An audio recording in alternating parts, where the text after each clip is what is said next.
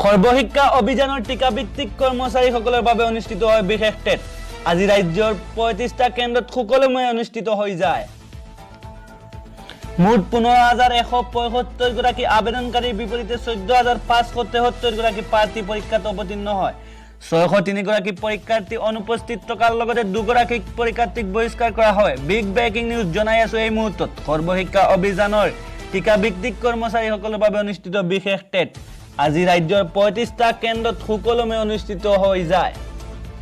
মুঠ ১৫,১৭৫ গৰাকী আবেদনকাৰীৰ বিপৰীতে ১৪,৫৭৩ গৰাকী প্ৰাৰ্থী অৱতীৰ্ণ হয়। ৬০৩ গৰাকী প্ৰাৰ্থী অনুপস্থিত থকাৰ লগতে ২ গৰাকী পৰীক্ষাৰ্থীক বহিষ্কাৰ কৰি দিয়া হয়। আজি অনুষ্ঠিত হৈছে বিশেষ টেট পৰীক্ষা। জনাই আছো এই মুহূৰ্তৰ বিগ ব্ৰেকিং নিউজ। ৰাজ্যৰ মুঠ ৩৫টা পৰীক্ষা কেন্দ্ৰত হৈছে এই পৰীক্ষা।